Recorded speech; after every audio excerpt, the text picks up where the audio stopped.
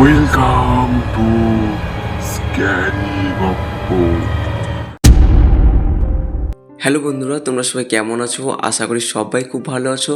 আমি আছি প্রকাশ, তোমাদের সাথে আজকে আবারও একটি নতুন ভূতের গল্প নিয়ে চলে এসেছি তোমাদের পরিবার স্ক্যারি গপ্পতে। যারা এখনও চ্যানেলটিকে সাবস্ক্রাইব করোনি তারা তাড়াতাড়ি চ্যানেলটিকে সাবস্ক্রাইব করে সঙ্গে থাকো, আজকের গল্প শুনতে থাকো। আজকের গল্পের নাম অন্তিম ট্রেন। গল্পটির লেখিকা সাথী রায়। সময়টা ছিল গভীর রাত। দুর্গাপুরের আকাশ অমাবস্যার অন্ধকারে জমাট বেঁধে আছে। মেঘে ঢাকা তারাহীন বিশাল আকাশ যেন কোনো আসন্ন ঝড়ের পূর্বাভাস দিচ্ছে। স্টেশনের প্ল্যাটফর্ম খা খা করছে। শেষ রাতের নিস্তব্ধতা যেন এক ভুতুড়ে আবহ তৈরি করে রেখেছে বলাই চলে। দমকা হাওয়ায় পুরনো লোহার ছাউনির প্যানেলগুলো একটানা ক্যাঁচ ক্যাঁচ শব্দে কেঁপে কেঁপে উঠছে, যেন কোনো প্রাচীন কঙ্কাল তার হাড়গোড় নাড়াচড়া করছে। ভাঙা নলের মুখ থেকে জমা বৃষ্টির জল ফোঁটা ফোঁটা করে সিমেন্টের মেঝেতে পড়ছে। সেই টুপটাপ শব্দ মনে হচ্ছে প্রায় টিকটিকি ডাকের মতো, যেন বৃষ্টির শব্দ এখন একঘেয়ে টিকটিকির মতো বাজছে, যা একাকিত্বের নীরবতাকে আরও অসুস্থ করে তোলে। বাতাসে ভেসে বেড়াচ্ছে কয়লায় ধোয়া আর পুরনো লোহার এক মিশ্রিত গন্ধ, যা বহু বছর ধরে স্টেশনের আনাচে কানাচে জমাটে বেঁধে আছে।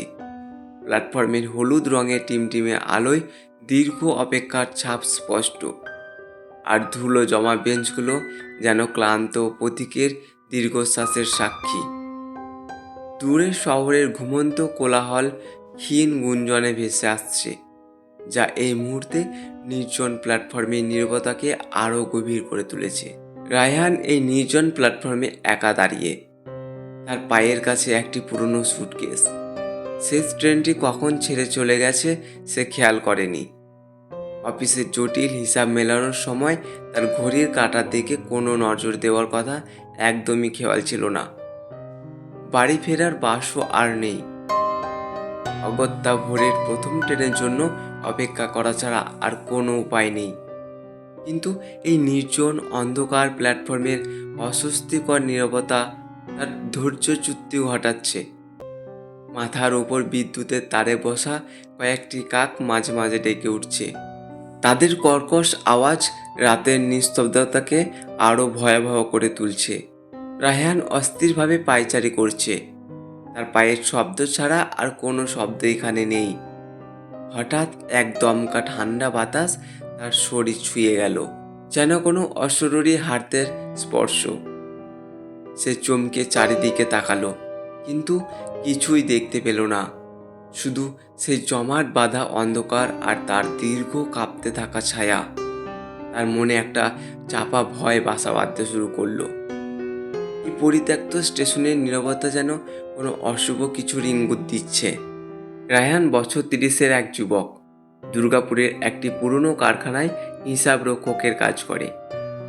কারখানার ধোঁয়া আর পোড়া তেলের গন্ধে মেশানো পরিবেশে দিনের পর দিন কাজ করে তার চোখে মুখে ক্লান্তির ছাপ স্পষ্ট। শহরের কোলাহল থেকে দূরে শান্ত সবুজ ঘেরা গ্রামে তার ছোট্ট সংসার। স্ত্রী শিউলি আর তাদের 8 বছর বয়সী ছেলে শুভ। রায়হান একজন সাধারণ সৎ ও পরিশ্রমী মানুষ, যার স্বপ্ন খুব সীমিত। একটি সুন্দর বাড়ি, মা বাবাকে যত্নে রাখা, ছেলের ভালো ভবিষ্যৎ আর শিউলির মুখের হাসি, ব্যাস এতটুকুই। জীবনের সময় বলতে তার নিত্যদিনের রুটিন আর কি। সকালে ঘুম থেকে উঠে শুভকে স্কুলে পৌঁছে দেওয়া, তারপর কারখানায় দীর্ঘ সময় ধরে কাজ, সন্ধ্যায় ক্লান্ত শরীরে বাড়ি ফেরা। শিউলির হাতে রান্না আর শুভ্রর সারাদিনের আবদার ও দুষ্টুমির গল্পে তার দিনের ক্লান্তি দূর হয়। তাদের ছোট্ট সংসার অভাব অনটনের মধ্যে চললেও ভালোবাসার উষ্ণতায় পরিপূর্ণ। রায়হানের তেমন কোনো উচ্চ আকাঙ্ক্ষা নেই, তবে তার মনে একটি চাপা কষ্ট লুকিয়ে আছে। তার বাবার অসুস্থতা এবং চিকিৎসার খরচ জোগাতে গিয়ে তাদের অনেক ধার দেনা হয়েছে। বছর শেষের হিসাব মেলানোর বাড়তি কাজের চাপ, তাই তার কাছে শুধু দায়িত্ব নয়, দ্রুত কিছু বাড়তি রোজগারেরও হাতছানি। সে জানে এই অতিরিক্ত পরিশ্রম তার শরীরকে ক্লান্ত করবে, কিন্তু পরিবারের মুখের দিকে তাকিয়ে সে সব কষ্ট হাসি মুখে মেনে নেয়। রায়হান কুসংস্কারে তেমন বিশ্বাসী নয়, তবে দুর্গাপুরের পুরনো গল্পগুলো তার অজানা নয়। বিশেষ করে স্টেশনের পরিত্যক্ত লাইনের সেই ভয়াবহ ট্রেন দুর্ঘটনা আর রাতের বেলা নাকি সেখানে ভেসে বেড়ানো অশরীরী আত্মার কাহিনী সে শুনেছে। তবে সেসব গল্পকে সে এখনকার আজগুবি কথা বলেই মনে করে এসেছে। কে জানতো একদিন সে পরিত্যক্ত স্টেশনের নীরবতা তার জীবনের মোড় ঘুরিয়ে দেবে এক ভয়ানক অবিশ্বাস্য অভিজ্ঞতার দিকে। আজ ছিল বছরের শেষের হিসাব মেলানোর শেষ দিন। ফাইলের স্তূপ, জটিল অঙ্ক আর ঊর্ধ্বতন কর্তৃপক্ষের তকাদার চাপে রায়হান এতটাই মগ্ন ছিল যে ঘড়ির কাঁটার দিকে তার আর একেবারেই খেয়াল ছিল না। যখন কাজ শেষ করে হাঁপাতে হাঁপাতে স্টেশনে পৌঁছলো, তখন প্ল্যাটফর্মে টিকিট কাউন্টারের আলো নিভে গেছে আর চারপাশে ছড়িয়ে পড়েছে সেই পরিচিত নিস্তব্ধতা যা শেষ ট্রেন চলে যাওয়ার পর স্টেশনে নেমে আসে। বাড়ি ফিরতে হলে তাকে প্রায় 12 কিলোমিটার পথ অতিক্রম করতে হবে। কারখানার শহর ছাড়িয়ে গ্রামের দিকে চলে যাওয়া রাস্তাগুলো দিনের বেলাতেও তেমন জনবহুল থাকে না, আর রাতের অন্ধকারে সেগুলো যেন আরও বেশি রহস্যময় আর ভীতিকর হয়ে ওঠে। দুপাশে ঝোপঝাড় ভেদ করে আসা ঠান্ডা বাতাস তার কানের কাছে ফিসফিস করে যেন কোনো অশুভ বার্তা বয়ে আনছে। গ্রামের পথে শোনা শিয়ালের ডাক আর ঝিঝি পোকার একটানা গুঞ্জন তার মনের ভয়কে আরও বাড়িয়ে তোলে। ছোটবেলায় শোনা ভূতের গল্পগুলো আজ এই নির্জন প্ল্যাটফর্মে দাঁড়িয়ে তার মনে ভিড় করছে।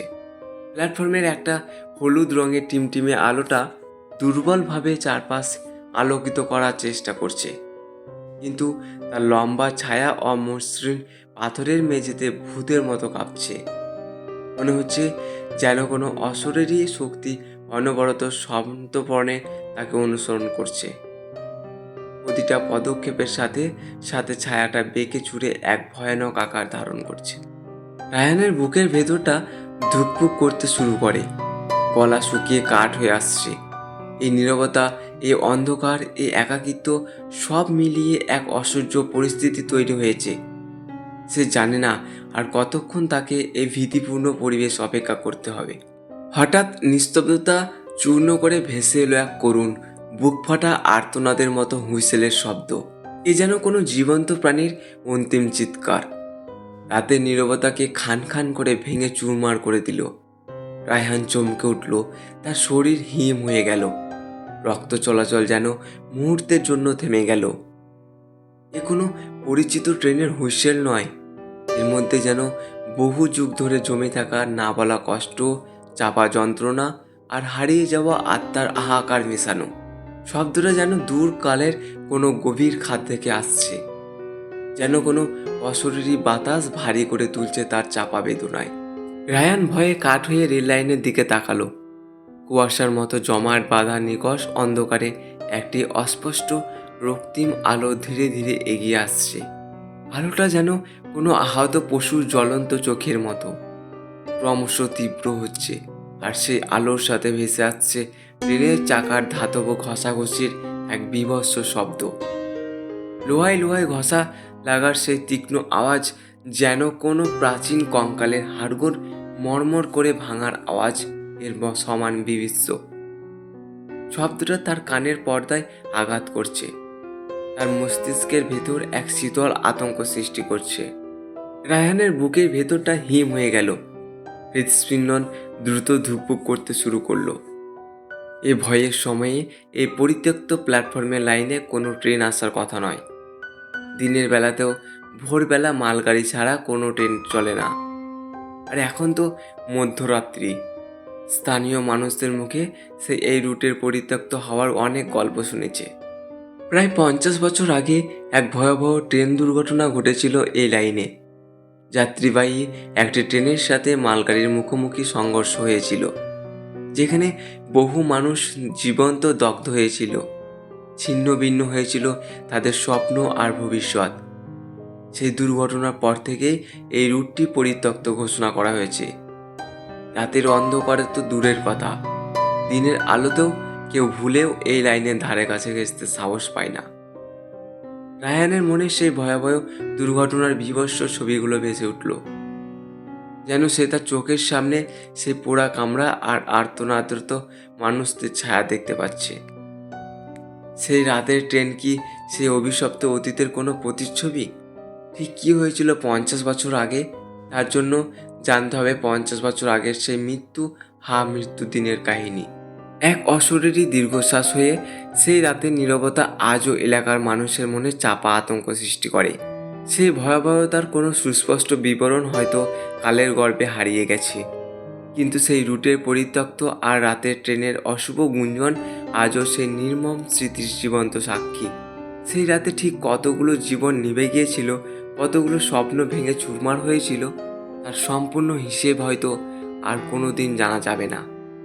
শুধু রয়ে গেছে এক গভীর রহস্য, এক না বলা কাহিনী, যা আজও রাতের অন্ধকারে সে পরিত্যক্ত প্ল্যাটফর্মের আনাচে কানাচে ফিসফিস করে ফেরে, যার উত্তর সম্পূর্ণ আজও মেলেনি। তবে উত্তরের জন্য জানতে হবে 50 বছর আগের সেই মৃত্যু। তখন দুর্গাপুরের এই অংশটা আজকের মতো জনশূন্য আর পরিত্যক্ত ছিল না। আশেপাশে ছোট ছোট গ্রাম আর কৃষি জমি ছিল। রাতটা ছিল ঘন কুয়াশায় ঢাকা, যেন আকাশ থেকে সাদা রঙের এক রহস্যময় চাদর নেমে এসেছে। ভিজিবিলিটি এতটাই কম ছিল যে কয়েক হাত দূরে জিনিসও ভালোভাবে দেখা যাচ্ছিল না। সেই রাত্রে হাওড়া থেকে শান্তিপুরগামী একটি যাত্রীবাহী ট্রেন ধীরে ধীরে এই লাইনের দিকে এগিয়ে আসছিল। ট্রেনটি ছিল যাত্রীতে পরিপূর্ণ। কেউ যাচ্ছিল আত্মীয়র বাড়ি, কেউ ব্যবসার কাজে, আবার কেউ যাচ্ছিল ভালোবাসার টানে, কেউ বা দূরে ভ্রমণের জন্য। কামরাগুলোতে মৃদু উষ্ণ আলো জ্বলজ্বল করছিল, রাতের ঠান্ডায় যা এক আরামদায়ক পরিবেশ সৃষ্টি করছিল। জানালার বাইরে কুয়াশার আবছা চাদর ভেদ করে ছুটে চলা গাছপালা আর বিদ্যুতের খুঁটিগুলো রহস্যময় দেখাচ্ছিল। এক কামরায় বয়স 35-এর শিক্ষক অমলবাবু তার স্ত্রী বীণার পাশে বসেছিলেন। বীণা দেবীর শরীরটা কয়েকদিন ধরে খারাপ যাচ্ছিল, তাই অমলবাবু তাকে শান্তিপুরে তার দিদির বাড়িতে নিয়ে যাচ্ছিলেন। বীণা দেবী তার স্বামীর কাঁধে মাথা রেখে বাইরের আবছা দৃশ্য দেখছিল। তার মনে সামান্য অস্বস্তি থাকলেও অমলবাবুর হাতের স্পর্শে তিনি ভরসা পাচ্ছিলেন। তাদের চোখে ছিল একটি সুস্থ সুন্দর ভবিষ্যতের স্বপ্ন। বীণা দেবী দ্রুত আরোগ্য লাভ করবে, তারপর তারা একসাথে তাদের ছোট্ট সংসার ফিরে যাবে। অমলবাবু ভাবছিলেন পুজোর ছুটিতে স্ত্রীকে নিয়ে দূরে কোথাও বেড়াতে যাবেন। অন্য কামরায় তরুণের উচ্ছ্বাসে ভরা একটি পরিবার। রতনবাবু, তার স্ত্রী রূপা দেবী আর তাদের 5 বছরের ছোট্ট মেয়ে মিষ্টি আনন্দে মশগুল ছিল। মিষ্টি তার নতুন লাল রঙের পুতুলটি শক্ত করে ধরে খেলা করছিল। তার মিষ্টি হাসিতে কামরাটা ভরে উঠেছিল। রূপা দেবী তার লম্বা বেনি ঠিক করতে করতে স্বামী রতনের দিকে তাকাচ্ছিল। তাদের চোখে ছিল আগামী দিনের কত না রঙিন স্বপ্ন।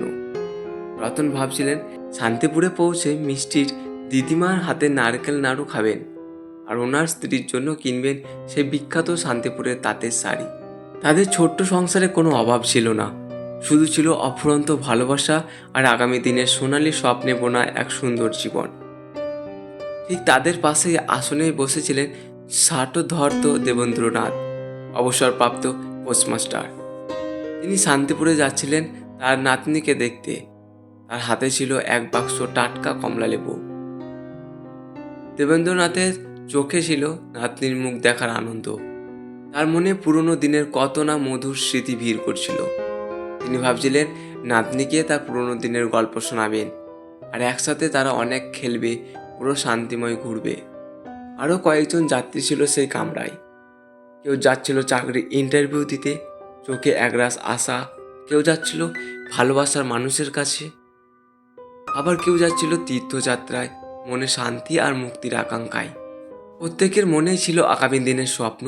কারোর জন্য অপেক্ষা করছিল নতুন দিনের আলো, কারোর জন্য প্রিয়জনের সান্নিধ্য, কারোর জন্য সাফল্যের হাতছানি।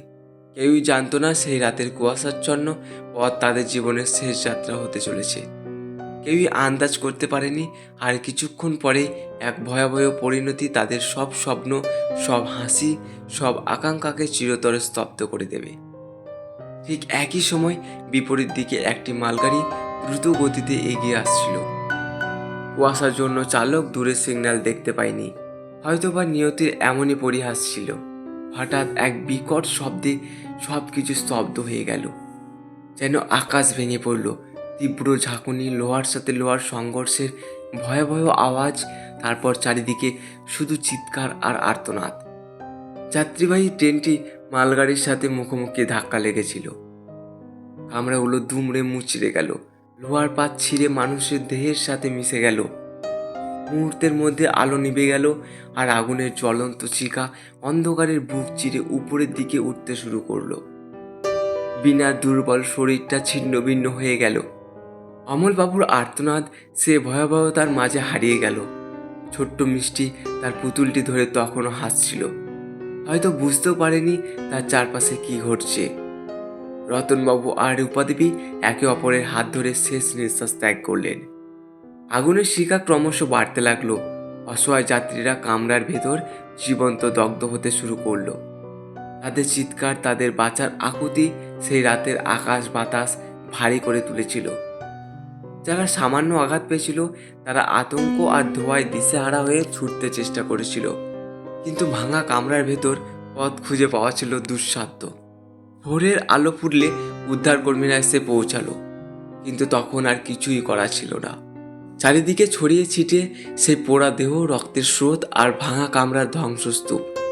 বাতাস ভারী ছিল পোড়া মাংস আর রক্তের গন্ধে। সেই ভয়াবহ দৃশ্য দেখে উদ্ধারকর্মীদেরও চোখ ভিজে উঠেছিল।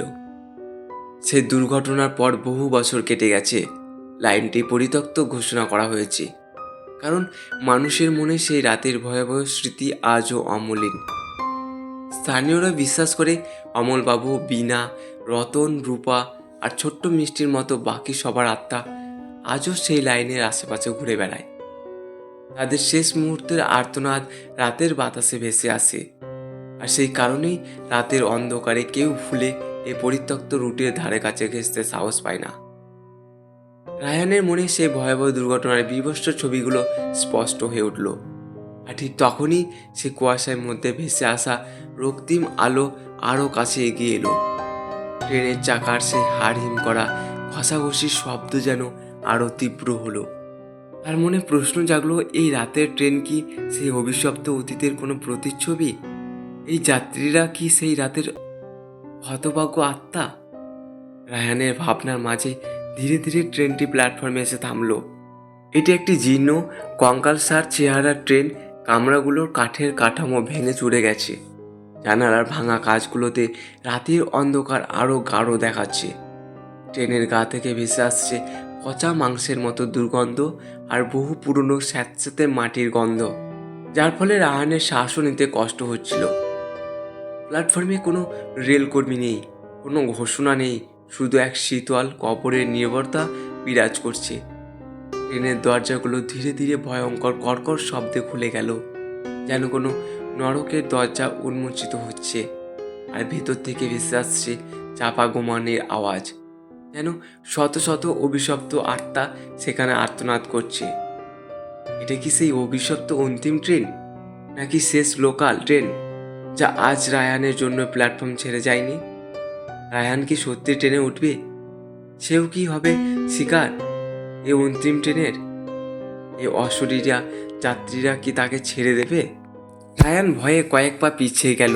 তার মেরুদণ্ড বেয়ে ঠান্ডা স্রোত নামলো, কিন্তু তার পা যেন সিমেন্টের সাথে আটকে গেছে। এক অদম্য কৌতূহল আর ভয় তাকে ট্রেনের দিকে টানছে।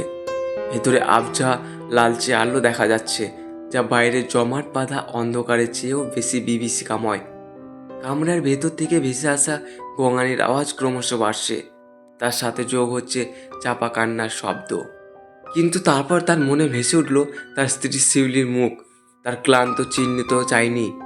মনে পড়ল শুভ্রর ছোট্ট হাতের স্পর্শ, তার ভবিষ্যতের স্বপ্ন, মা বাবার চিন্তিত মুখশ্রী, ধার দেনার বোঝা, সংসারের খরচ। এই অসময়ের বাড়তি কাজের হাতছানি সে উপেক্ষা করতে পারেনি। বাড়ি ফেরার তাগিদে, পরিবারের কাছে ফিরে যাওয়ার আকাঙ্ক্ষা তাকে এখানে টেনে এনেছে। যদি কোনো সুযোগ থাকে, যদি এই ট্রেন তাকে নিরাপদে বাড়ি পৌঁছে দিতে পারে। এক দীর্ঘশ্বাস ফেলল রায়হান। ভয়ের কাঁপুনি তখনও তার শরীরে, কিন্তু কর্তব্যের ডাক যেন সব দ্বিধা দূর করে দিল। ধীরে ধীরে অনিশ্বাস সত্ত্বেও সে প্রথম কামরায় পা রাখলো। প্রতিটি পদক্ষেপ যেন তার নিজের ইচ্ছার বিরুদ্ধে, এক অজানা বিপদের দিকে এগিয়ে যাওয়া। অতি কষ্টে রায়হান প্রথম কামরায় পা রাখলো, তবে ভিতরে ওর ভাবনা বা অনুভূতির মতো কিছুই দেখলো না। ভেতরে হিমেল একটা ঠান্ডা বাতাস অনুভব করলো, যেন শীততাপ নিয়ন্ত্রিত কামরায় ঢুকছে। কামরার আলোটা বেশ ম্লান, হলদে অবরায় সব কিছু আবছা দেখাচ্ছে। কয়েকজন যাত্রী বসে আছে, তাদের মুখ দেখা যাচ্ছে না আবছা আলোয়। রায়ান ভাবলো হয়তো ক্লান্তিতে ঘুমিয়ে পড়েছেন। কামরায় একটা অদ্ভুত শান্ত নীরবতা বিরাজ করছে। শুধু ট্রেনের চাকার মৃদু ঘর্ষণ শব্দ শোনা যাচ্ছে। একটা হালকা মিষ্টিতে গন্ধে ভেসে আসছে। রায়ান প্রথমে ভেবেছিল হয়তো কোনো ফুল বা সুগন্ধি জাতীয় কিছু হবে। রায়ান তার সিটে বসতে যাচ্ছিল, এমন সময় তার চোখে গেল মেঝের দিকে। সেখানে আবছা আলোয় কিছু ছেঁড়া কাগজের টুকরো আর ভাঙা কাচের কুচি পড়ে থাকতে দেখলো। তার মনে সামান্য খটকা লাগলো, এই কামরাটা কি পরিষ্কার করা হয়নি? সিটটিতে বসার আগে রায়ান আবার সেই মিষ্টিতে গন্ধটা অনুভব করলো। তবে এবার মনে হলো গন্ধটা যেন একটু বেশি তীব্র, যেন ফুলের মিষ্টি গন্ধের সাথে কিছু পচাটে মেশানো। সেই উৎসাহটা বোঝার চেষ্টা করলো, কিন্তু ম্লান আলোয় কিছু ঠাউর করতে পারলো না। যখন সে সিটে বসলো, তখন তার পাশেই সে বয়স্ক মহিলাটি বসেছিল। সে বয়স্ক মহিলার শরীর সামান্য নড়ে উঠল। রায়ান ভদ্রতা করে একটু সরে বসতে যাচ্ছিল, কিন্তু মহিলার মুখটা যেই তার দিকে ফিরল, রায়হানের রক্ত হিম হয়ে গেল। মহিলার মুখের চামড়া শুকনো হলুদ, তার চোখের কোটর অস্বাভাবিকতার গভীর এবং শূন্য। তার ঠোঁটের কোণে জমাট বাঁধা কালচে কিছু দাগ নাকি কিছু লেগেছে বোঝা মুশকিল। আর তার লম্বা সাদা চুলগুলো যেন জীবন্ত সাপের মতো তার মুখের উপর কিলবিল করছে। এক কথায় ভেতরের দৃশ্য তার হৃদস্পন্দন বন্ধ করে দেওয়ার মতো। আসলে যারা বসে আছে তারা কেউ জীবিত মানুষ নয়। তাদের চামড়া পচা খসে পড়ছে, কঙ্কালের ধারানো হাড় বেরিয়ে এসেছে, চোখের কোটর শূন্য, যেন কোনো অসীম শূন্যতা তাদের গ্রাস করেছে। তাদের মুখ বিকৃত, যেন মৃত্যুর পূর্বে তারা ভয়ানক অকথ্য যন্ত্রণায় ছটফট করছিল। কারো হাতে অস্বাভাবিক করে বেঁকে আছে, কারো গলা মোড়ানো, যেন শ্বাসরোধ করে মারা হয়েছে। রায়হান দ্রুত দরজার দিকে পালাতে চেষ্টা করলো। তার পা টলমল করছে, কিন্তু তার শরীর যেন পাথরের মতো ভারী হয়ে গেছে। দরজার বাইরে কুচকুচে কালো ধোঁয়া ঘুরপাক খাচ্ছে, যেন কোনো অশুভ আত্মা তাকে বের হতে বাধা দিচ্ছে। আর সেই ধোঁয়ার মধ্যে ভেসে আসছে ফিসফিসানির আওয়াজ, থেমে যাও, যেও না, তুমিও বাঁচবে না। ঠিক তখনই রায়হান তার কাঁধে একটি ঠান্ডা হাড় বের করা হাতের স্পর্শ অনুভব করলো। রায়হান জোরে চিৎকার করে উঠল এবং পাশে তাকালো। পাশে তাকিয়ে দেখলো একটি বীভৎস মুখ, যার চোখ দুটো জ্বলন্ত জঙ্গলের মতো তার দিকে তাকিয়ে আছে। তার ঠোঁট ফাঁক হলো, আর ভেতর থেকে বেরিয়ে এলো এক অস্পষ্ট গোঙানির মতো কণ্ঠস্বর, যা রায়ানের মস্তিষ্কের ভেতর প্রতিধ্বনিত হতে লাগলো। তার সমস্ত চিন্তা ভাবনাকে গ্রাস করে নিল। আমাদের সাথে এসো, তুমি আমাদের দলে যোগ দাও। এখানে শুধু অনন্ত কষ্ট আর অনুশোচনা, তুমিও আমাদের মতো হবে, এসো তুমি। রায়হান সর্বশক্তি দিয়ে নিজেকে ঝাড়ানোর চেষ্টা করতে লাগলো, আর অশরীদের বলতে লাগলো, দোহাই আপনাদের, আমার কোনো ক্ষতি করবেন না। রায়হান মিনতি করলো, আর স্বর ভেঙে যাচ্ছে, আমি আপনাদের কি ক্ষতি করেছি? কেন আপনারা আমাকে ধরছেন? কামরার সেই বিভৎস মূর্তিগুলো স্থির, নির্বিকার, তাদের জ্বলন্ত চোখের দৃষ্টি রায়হানের উপর স্থির। তার ঠোঁট নড়ছে সেই অভিশপ্ত মন্ত্রে, আমাদের সাথে এসো, অনন্তকাল। না না, আমি যাব না, আমি মরতে চাই না। রায়হান চিৎকার করে উঠল, তার কণ্ঠ হতাশা আর আতঙ্কে পরিপূর্ণ। আমাকে বাঁচতে দিন প্লিজ। ধীরে ধীরে রায়হানের হাত পা অবশ হয়ে আসছে, কিন্তু সেই কঙ্কালসার হাতের বাঁধন ক্রমশ শক্ত হচ্ছে, যেন কোনো লোহার শিকল। ছেড়ে দিন, আমাকে ছেড়ে দিন। রায়হান আর্তনাদ করে উঠল, তার কণ্ঠে কাঁপা ভয়ে কাঁপছে। আমার পরিবার আসছে, আমার স্ত্রী, আমার ছেলে, তাদের কাছে আমাকে ফিরে যেতে হবে। ততক্ষণে কামরার অন্য যাত্রীরাও যেন ধীরে ধীরে নড়াচড়া করতে শুরু করছে। তাদের পচা মাংস আর হাড়ের কড়কড় আওয়াজ ভয়ের আবহাওয়া আরও গাঢ় করছে। তাদের শূন্য চোখের কোটর থেকে যেন রায়হানের আত্মার দিকের ক্ষুধার্ত দৃষ্টি নিক্ষেপ করছে। তাদের বিকৃত ঠোঁট নড়ছে সে একই ভয়ানক মন্ত্রে, আমাদের সাথে এসো, তুমি আমাদের সাথে এসো। রায়হান কি সত্যি শিকার হবে এই অন্তিম ট্রেনের অশরীরীদের হাতে, নাকি শেষ পর্যন্ত নিজেকে রক্ষা করে বেরিয়ে আসতে পারবে এই ভয়ানক পরিস্থিতি থেকে? ট্রেনের গতি ধীরে ধীরে বাড়তে শুরু করলো। প্ল্যাটফর্ম ছেড়ে ট্রেন ছুটে চলল এক অন্ধকার ঘূর্ণিমান শূন্যতার দিকে। জানালার বাইরে শুধু কালো ধোঁয়া আর মাঝে মাঝে পোড়া কাঠোমার ঝলক দেখা যাচ্ছে, যা সেই অনন্ত যাত্রার ভয়াবহতা আরও বাড়িয়ে তুলছে। রায়হান বুঝতে পারল সে এক অভিশপ্ত ট্রেনে আটকা পড়েছে, যেখানে জীবনের কোনো নিয়ম নেই, সে মুক্তির কোনো পথ খোলা নেই, শুধু অনন্ত অন্ধকার আর ভয়াবহ স্মৃতির অপেক্ষা করছে। হঠাৎ ট্রেনের তীব্র ঝাঁকুনিতে রায়হান জ্ঞান হারালো। তার শেষ অনুভূতি ছিল সেই ঠান্ডা হাড় বের করা হাতের মুঠো, আর সেই জ্বলন্ত ক্ষুধার্ত চোখগুলোর দিকে অসহায় দৃষ্টি, আর সেই ভয়ানক কণ্ঠস্বরের একটানা ফিসফিসানি, তুমি আমাদের সাথে এসো, তুমি আমাদের সাথে এসো। পরের দিন সকালে দুর্গাপুর স্টেশনে অদূরে রেল লাইনের ধারে রায়ানের বিভৎস বিকর্ত মৃতদেহ উদ্ধার করলো স্থানীয় লোকজন। তার মুখ খোলা, যেন মৃত্যুর পূর্বে সে কোনো অকল্পনীয় ভয়াবহ দৃশ্য দেখেছিল। তার শরীরে অসংখ্য হাড় ভাঙা আর থ্যাতলানো চিহ্ন, যেন কোনো অশরীরী শক্তি তার উপর নির্মম অত্যাচার চালিয়েছে। তার মুঠোর মধ্যে ধরা ছিল একটি পোড়া কালো রঙের ট্রেনের টিকিট। টিকিটটি অনেক পুরনো, যার গায়ে কালচে লাল রঙের স্পষ্টভাবে লেখা অন্তিম যাত্রা। বহু বছর আগে এই স্থানে একটি ভয়াবহ ট্রেন দুর্ঘটনা ঘটেছিল, যেখানে বহু নিরীহ যাত্রী জীবন্ত দগ্ধ হয়েছিল।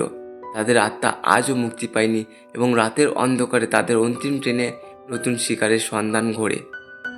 রাতের অন্ধকারে দুর্গাপুর স্টেশনের পরিত্যক্ত প্ল্যাটফর্ম আজও নাকি সেই করুণ আর্তনাদের মতো হুইসেলের শব্দ শোনা যায়, আর অনুভব করা যায় এক হিম শীতল বাতাস, যা বহন করে আনে অন্তিম যাত্রার অনন্ত অভিশাপের বার্তা।